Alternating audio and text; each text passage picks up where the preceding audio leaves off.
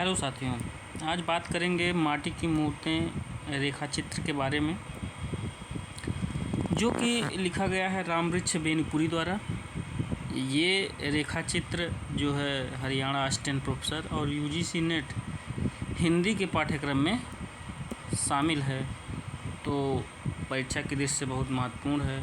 Haryana assistant professor का विज्ञापन अभी हाल ही में आया है और उस विज्ञापन में के पाठ्यक्रम में ये रचना जो है शामिल है। तो आप लोग जो है ध्यान से इसको देखिए, पढ़िए, समझिए। और महत्वपूर्ण बात ये होगी कि इसमें जो 12 पात्र हैं, उन 12 पात्रों में एक एक पात्र पूरा पाठ्यक्रम के अनुसार मूल पाठ्य पुस्तक अध्ययन करने के बाद जो है हम इसमें महत्वपूर्ण क्वेश्चन आंसर को भी देखेंगे, जिससे जो हमारा पढ़ा हुआ भाग है उसको हमने कितने अच्छे से, कितने गहराई से पढ़ा है, इस चीज़ को हम परख सकें, वो चीज़ हमारी तैयार है कि नहीं। क्वेश्चन आंसर से इस चीज़ की परख आसानी से हो जाएगी। तो बात करेंगे माटी की मूर्तें रेखा चित्र के बारे में। तो इसका प्रकाशन जो है हुआ था 1946 में। कब हुआ था? 1946 में। 1946 में इसका प्रकाशन हुआ था और बेनीपुरी जी ने अपने मामा द्वारिकानाथ सिंह और मौसी को समर्पित किया है इसको। किसको?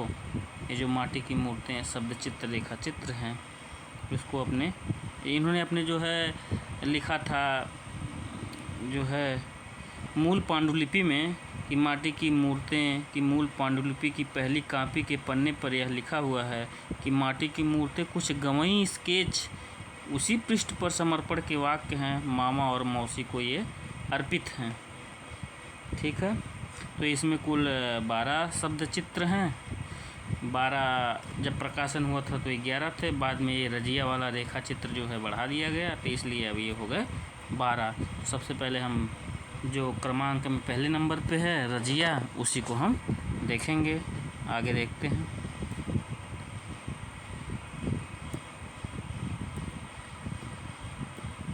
रजिया रेखा चित्र से देखेंगे हम लोग।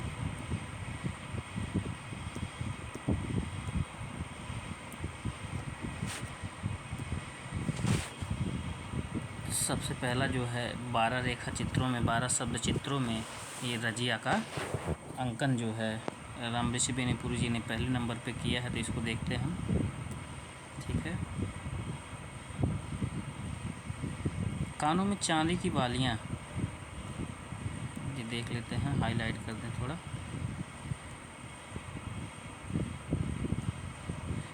कानों में चांदी की बालियां, गले में चांदी का हैकल, हाथों में चांदी के कंगन और पैरों में चांदी की गुड़ाई, भर बाँह की बूटेदार कमीज पहने, काली साड़ी के छोर को गले में लपेटे, गोरे चेहरे पर लटकते हुए कुछ बालों को संभालने में परेशान, वह छोटी सी लड़की जो उस दिन मेरे सामने आकर खड़ी हो गई थी। अपने बचपन की उस रजिया की स्मृति ताज़ा हो उठी जब मैं अभी उस दिन अचानक उसके गांव में जा पहुंचा। लेखक किसके गांव में गया है? रजिया के गांव में। ठीक है,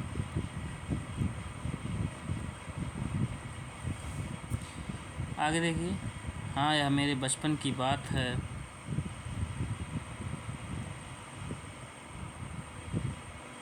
हाँ, यह मेरे बचपन की बात है। मैं कसाई खाने से रस्सी तुड़ाकर भागे हुए बछड़े की तरह उछलता हुआ अभी अभी स्कूल से आया था और बरामदे की चौकी पर अपना बस्ता सिलेट पटक कर मौसी से छठ में पके हुए ठेकुए लेकर उसे कुतर कुतर कर खाता हुआ ढेंकी पर झूला झूलने का मज़ा पूरा करना चाह रहा था कि उधर से आवाज़ आई, देखना बबुआ का खाना मत छू देना।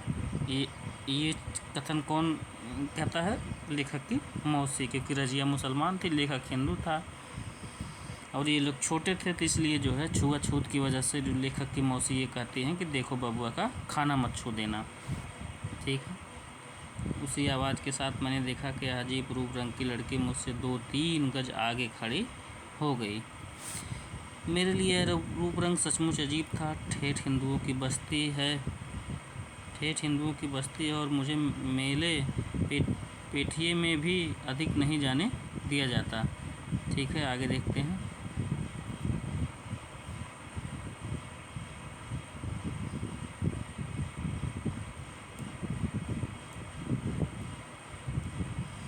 क्योंकि सुना है बचपन में मैं एक मेले में खो गया था और मुझे कोई अवघड़ लिए जा रहा था कि गांव की एक लड़की की नज़र पड़ी और मेरा उद्धार हो गया। मैं बाप माँ का एकलौता माँ चल बसी थी, इसलिए उनकी इस एकमात्र धरोहर को मौसी आँखों में जुगो कर रखती। मेरे गांव में भी लड़कियों की कमी नहीं, किंतु ना उनकी यह वेशभूषा ना यह रूप रंग। मेरे गांव की लड़कियां कानों में बालियां कहाँ डालती और भरबाह की कमीज पहने भी उन्हें कभी नहीं देखा। और गोरे चेहरे तो मिले हैं, किंतु इसकी आंखों में जो एक अजीब किस्म का नीलापन दिखता है वह कहाँ है। और सचमुच दोहरे काट की भी कुछ निराली जरूर।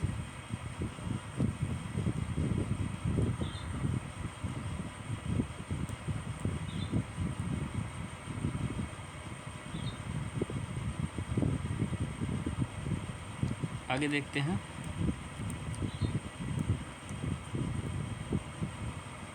किंतु इसकी आंखों में एक अजीब किस्म का नीलापन दिखता वह कहाँ। और समूचे चेहरे की काट भी कुछ निराली जरूर। तभी तो उसे एकटक घूरने लगा।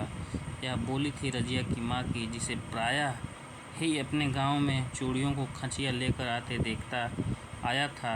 वह मेरे आंगन में चूड़ियों का बाजार पसार कर बैठी थी और कितनी बहू बेटियाँ उसे घेरे हुई थी, मुँह से भाव साव करती और हाथ में खरीदारों के हाथ में चूड़ियाँ चढ़ाती।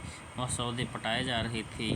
अब तक उसे अकेले ही आते जाते देखा था। हाँ, कभी कभी उसके पीछे कोई मर्द होता जो चूड़ियों की खांची ढोता। यह बच्ची आज पहली बार आई थी और ना जाने किस बाल सुलभ उत्सुकता ने उसे मेरी ओर खींच लिया था। ठीक है, आगे देखते हैं।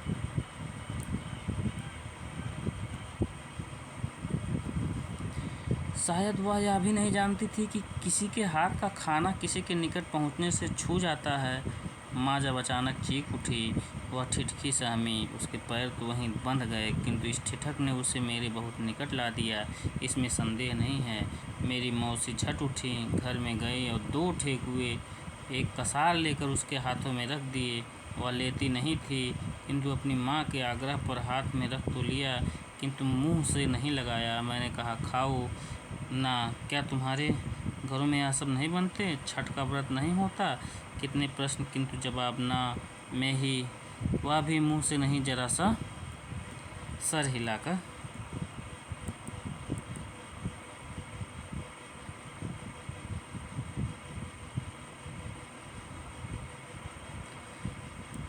जरा सा गर्दन हिलाकर वो जो है जवाब देती थी। जरा सा गर्दन हिला करके। लेखक जब उससे पूछ रहा था तुम्हारे घर ये नहीं बनता, तुम्हारे घर वो नहीं बनता, तो रजिया जो है छोटी बच्ची थी, वो गर्दन हिला करके जवाब दे रही थी। और गर्दन हिलाते हुए उसके चेहरे पर गिरे बाल की जो लटें हिल हिल उठती, वह उन्हें परेशानी से संभालने लगती। जब उसकी माँ नई खरीदारों की तलाश में मेरे आंगन से चली, रजिया भी उसके पीछे हो ली।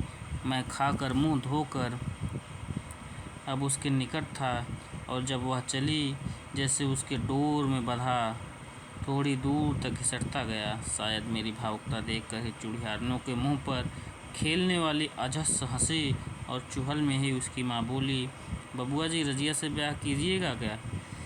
कौन बोलती है? अरे रजिया की माँ बोलती है। फिर बेटी की ओर मुखातिब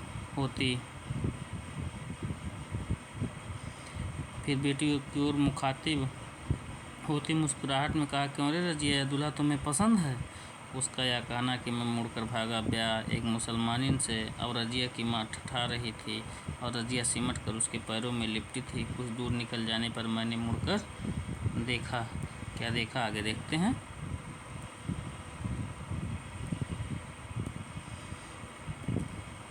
रजिया चूड़ियारिन वह इसी गांव की रहने वाली थी। बचपन में इसी गांव में रही, जवानी में भी, क्योंकि मुसलमानों के गांव में भी शादी हो जाती है ना। और यह अच्छा हुआ, क्योंकि बहुत दिनों तक प्रायः उससे अपने गांव में ही भेंट हो जाया करती थी।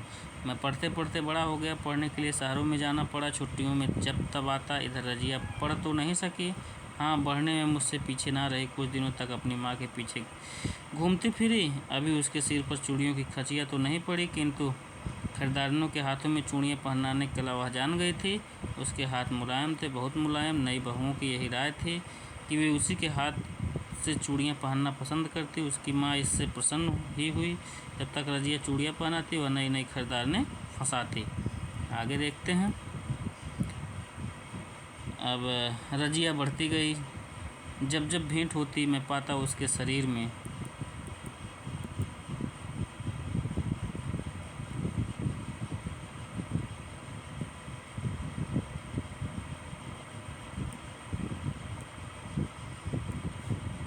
लेखक रजिया के शरीर में होने वाले परिवर्तन के बारे में लिख रहे हैं कि नए नए विकास हो रहे हैं शरीर में और स्वभाव में। भी पहली भेंट के बाद पाया था कि वह कुछ प्रगल्भ हो गई है। मुझे देखते ही दौड़कर निकट आ जाती, प्रश्न पर प्रश्न पूछती। अजीब अटपटे प्रश्न। देखिए तो ये नई बालियाँ आपको पसंद है क्या? शहरों में ऐसी बालियाँ पहनी जाती हैं? मेरी माँ शहर से चूड़ियाँ लाती। मैंने कहा वह इस बार मुझे भी ले चले। आप किस तरह रहते हैं वहाँ? क्या भेंट हो सकेगी? वह बके जाती। मैं सुनता जाता। शायद जवाब की ज़रूरत वह भी नहीं महसूस करती। फिर कुछ दिनों के बाद पाया कि वह कुछ सकुचा रही है। मेरे निकट आने के पहले वह इधर उधर देखती और जब कुछ बातें करती तो ऐसी चौकन्नी सी कि कोई देख न ले, सुन न ले। एक दिन जब वह इसी तरह बातें कर रही थी कि मेरी भौजी ने कहा, देखियो रे रजिया, बबुआ जी को फुसला नहीं लीजिए। वह उनकी ओर देखकर हंस तो पड़ी, किंतु मैंने पाया कि उसके दोनों गाल लाल हो गए और उसे नीली आंखों का। आके देखते हैं।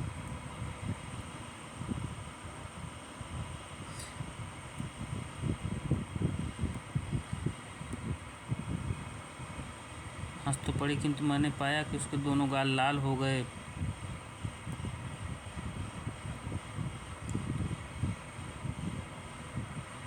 और उसकी नीली आंखों के कोने मुझे सजल से लगे। मैंने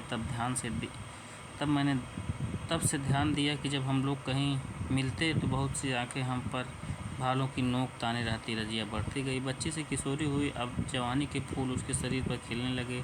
अभी वह माँ के साथ ही आती, किंतु पहले वह माँ की एक छाया मात्र लगती थी। अब उसकी स्वतंत्र अस्तित्व है। उसकी छाया बनने के लिए कितनों के दिलों में कसमसाहट है। जब वह बहनों को चूड़ियाँ पहनाती होती, कितने भाई तमाशा देखने को वहाँ एकत्र हो जाते। क्यों? बहनों के प्रति भ्रातृभाव या रजिया के प्रति अज्ञात आकर्षण उन्हें खींच लाता। जब वह बहुओं के हाथों में चूड़ियाँ ठेलती होती, पतिदेव दूर खड़े कनखियों से देखते रहते। क्या अपनी नवोड़ा की कोमल कलाइयों पर क्रीड़ा करती हुई रजिया पतली उंगलियां और रजिया को। आगे देखते हैं।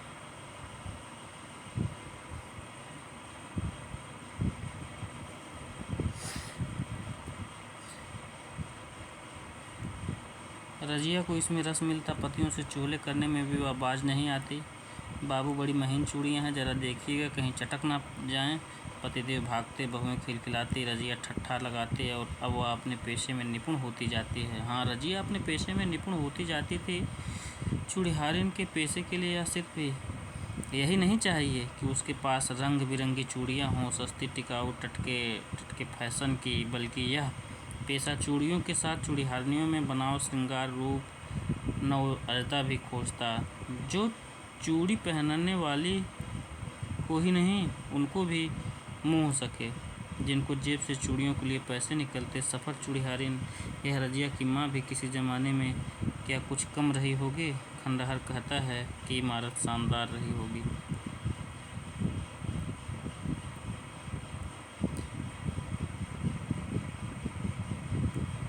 आगे देखिए।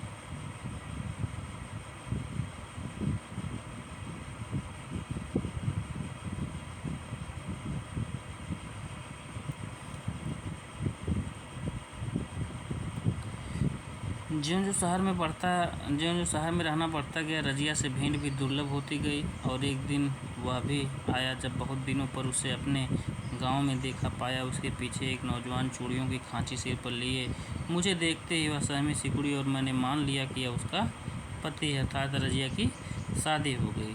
किंतु तो भी अनजान सा पूछ ही लिया, इस जमूरे को कहाँ से उठा लाई? इसी से पूछिए, साथ लग गया तो क्या करूँ? नौजवान मुस्कुराया। रजिया भैंसी बोली, है मेरा खाविंद है, मालिक है। खाविंद मतलब पति।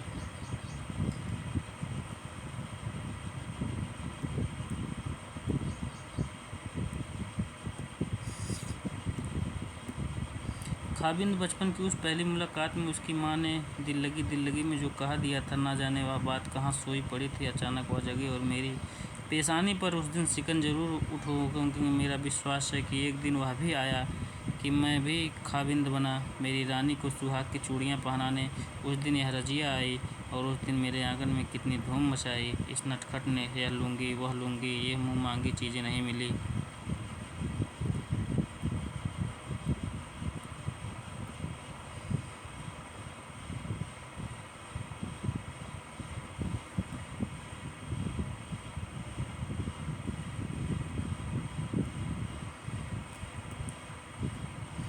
तो वह लूँगी दुल्हन टापती रह जाएंगी, हट हट तू बबुआ जी को ले जाएगी तो फिर तुम्हारा यह हसन क्या करेगा। भौजी ने कहा, यह भी टापता रहेगा। बहुरिया कहा कर रजिया ठट्ठा मार कर हंसी और दौड़कर हसन से लिपट गई।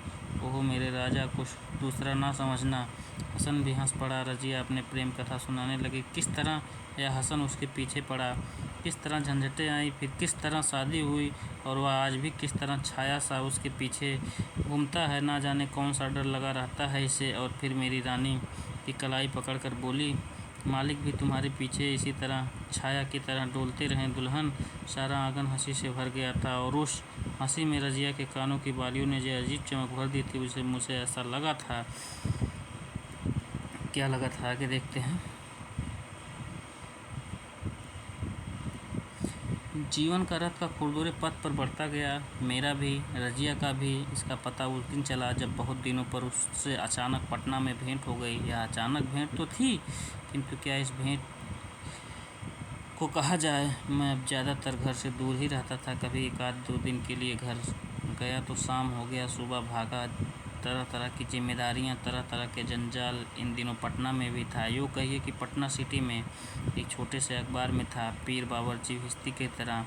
यूँ जो लोग समझते कि मैं संपादक ही हूँ, उन दिनों ना इतने अखबार थे ना इतने संपादक, इसलिए मेरी बड़ी कदर थी। यह मैं तब जानता जब कभी दफ्तर से निकलता देखता लोग मेरी ओर उंगली उठाकर फुसफुसा रहे हैं। लोगों को मुझ पर ध्यान, मुझे हमेशा अपनी पद प्रतिष्ठा का ख्याल रखना पड़ता। आगे देखते हैं। एक दिन चौक के एक प्रसिद्ध पान वाले की दुकान पर क्या हुआ, पान वाले के लेखक पान खा रहा था। कहाँ? पान वाले की दुकान पर लेखक पान खा रहा था।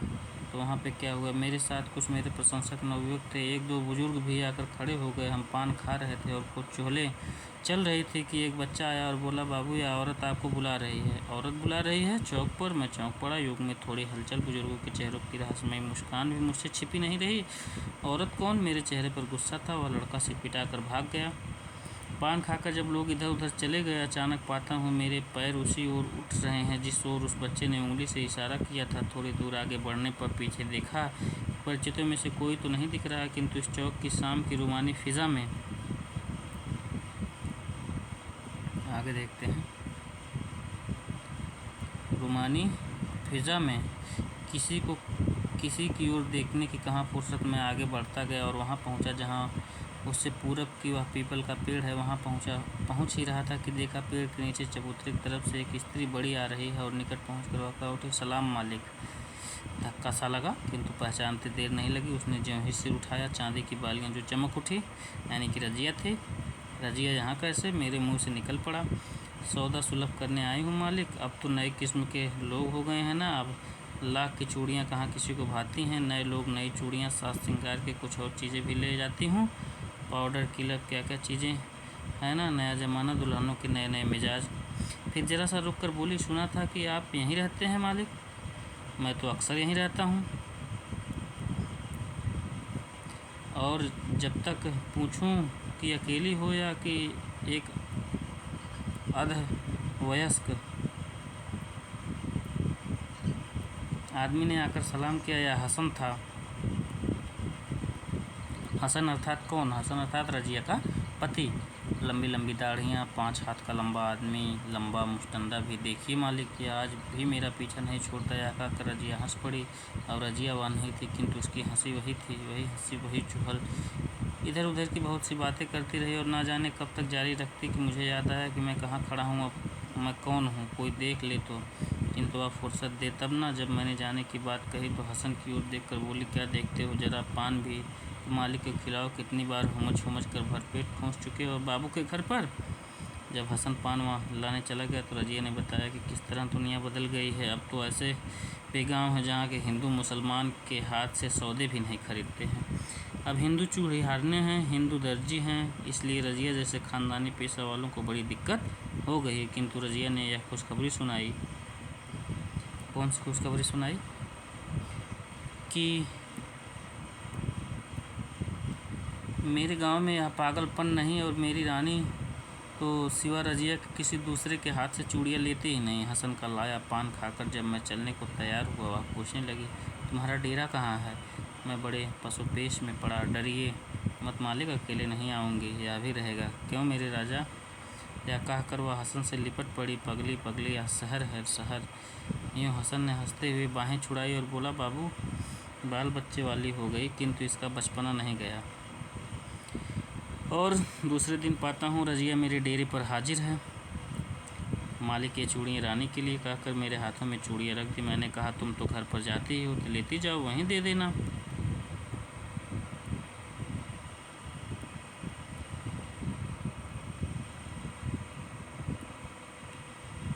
अब आगे देखिए।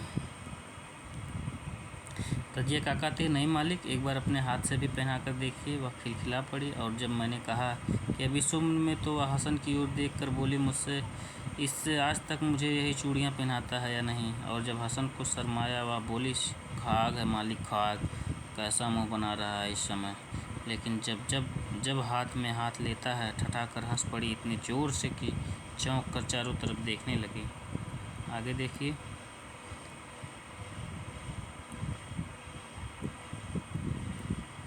हाँ, तो अचानक उस दिन उसके गांव में पहुंच गया। चुनाव का चक्कर जहां ना ले जाए, जिस अवखट घाट पर ना खड़ा कर दे। नाक में पेट्रोल के धुएं की गंध, कान में साँ की आवाज़, चेहरे पर गरद गुबार का अंबार, परेशान बदहवास। किंतु उस गाँव में ज्यों मेरी जीभ घुसी, मैं एक खास किस्म की भावना से अभिभूत हो गया। यह रजिया का गाँव है, यहाँ रजिया रहती है। किंतु क्या आज मैं यहाँ यह भी पूछ सकता हूँ कि यहाँ कोई रजिया नाम की चूड़िहारिन रहती थी या है? हसन का नाम लेने में भी शर्म लगती है। मैं वहाँ नेता बनकर गया था, मेरी जय जयकार हो रही थी। कुछ लोग मुझे घेरे खड़े थे। जिसके दरवाजे पर जाकर पान खाऊंगा, वह अपने को बड़भागी समझेगा। जिससे दो बातें कर लूँगा, वह स्वयं कुछ चर्चा का विषय बन जाएगा। इस समय मुझे कुछ ऊंचाई पर ही रहना चाहिए। आगे देखते हैं।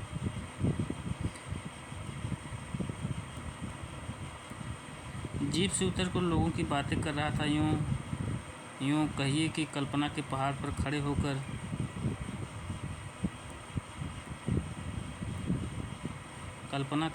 खड़े होकर एक आने वाले स्वर्णयुग का संदेश लोगों को सुना रहा था। किंतु दिमाग में कुछ गुत्थियाँ उलझी। जीभ अभ्यासवश एक काम किए जा रहे थे कि अंतर्मन कुछ दूसरा ही ताना बाना बुन रहा था। दोनों में एक तारतम्य ना था, किंतु इसमें से किसी एक की गति की भी क्या बाधा डाली जा सकती थी कि अचानक लो, यह क्या रजिया चली आ रही थी।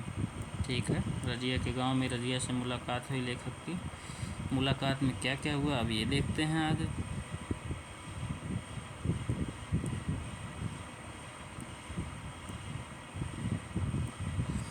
रजिया वह बच्ची, अरे रजिया फिर बच्ची हो गई। कानों में वे ही बालियाँ, गोरे चेहरे, वे ही नीली आंखें भरवां की कमीज, वे कुछ लटें जिन्हें संभालती बड़ी आ रही थी। बीच में 40-45 साल का व्यवधान। अरे मैं सपना तो नहीं देख रहा? दिन में सपना वह आती है, जबरन ऐसी भीड़ में घुसकर मेरे निकट पहुंचती है, सलाम करती है, मेरे हाथ पकड़कर कहती है, चलिए मालिक मेरे घर। मैं भौचक्का, कुछ सूझ नहीं रहा, कुछ समझ में नहीं आ रहा। लोग मुस्कुरा रहे हैं। नेताजी, अब आपकी कलाई खुल कर रही नहीं, यह सपना है कि कानों में सुनाई पड़ा। कोई कह रहा है कि कैसी शौक लड़की है। दूसरा बोला, ठीक अपने दादा जैसी। और तीसरे ने मेरे होश की दवा दी, यह रजिया की पोती है बाबू, बेचारी बीमार पड़ी है, आपकी चर्चा अक्सर किया करती है, बड़ी तारीफ करती है।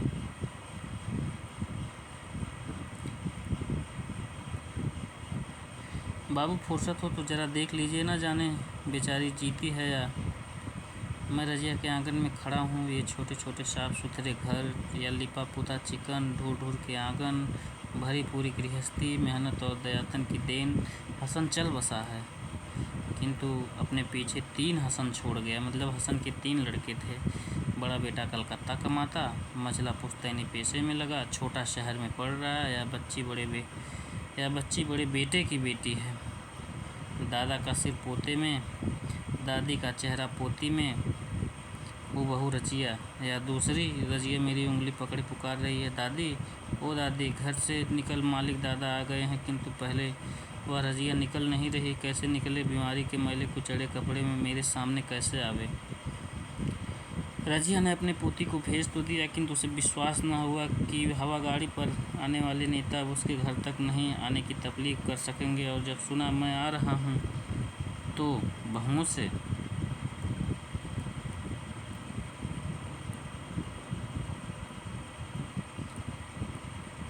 बहुओं से कहा, जरा मेरे कपड़े तो बदलवा दो, मालिक तो कितने दिनों पर भेंट हो रही ना। उसकी दोनों पतोहियों उसे सहारा देकर आंगन में ले आई।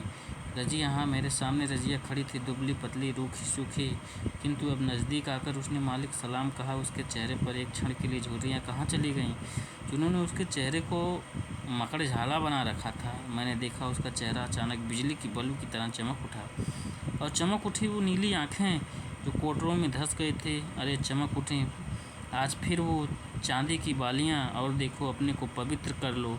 उसके चेहरे पर फिर अचानक लटक कर चमक रही वो लटें, जिन्हें समय ने धो पोंछ कर शुभ्र श्वेत बना दिया। अब आ जाएगा ये दूसरा रेखा चित्र, यानी कि दूसरा शब्द चित्र। तो दूसरे इन्होंने पात्र का जिक्र किया है अपने इस रेखा चित्र में।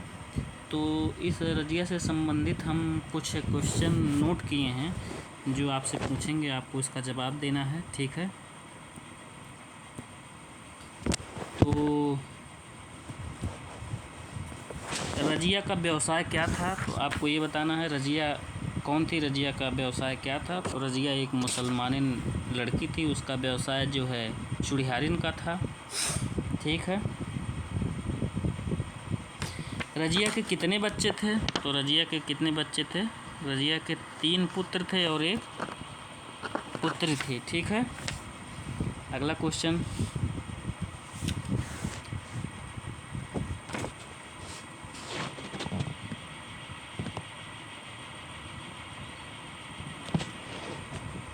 ठेकुआ क्या है। ठेकुआ, ये देखिए ठेकुआ जो एक शब्द आया है वो क्या है, वो शुरुआत में रेखा चित्र के आया था। तो बचपन में अपनी माँ के साथ जब रजिया लेखक के घर आती थी, तो लेखक की मौसी जो है वो छठ के व्रत पर लेखक को ठेकुआ और कसार देती थी। लेखक को भी देती थी और रजिया जब आती थी तो उसको भी देती थी।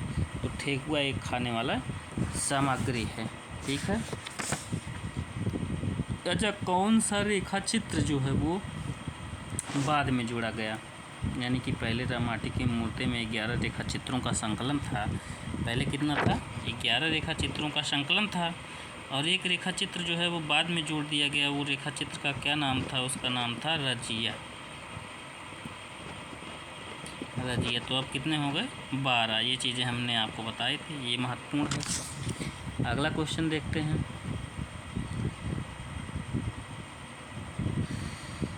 रजिया के पति का क्या नाम था और खाबिंद किसे कहते हैं। खाबिंद एक शब्द आया है, तो खाबिंद जो है वो पति को कहते हैं, और रजिया के पति का नाम क्या था, हसन था।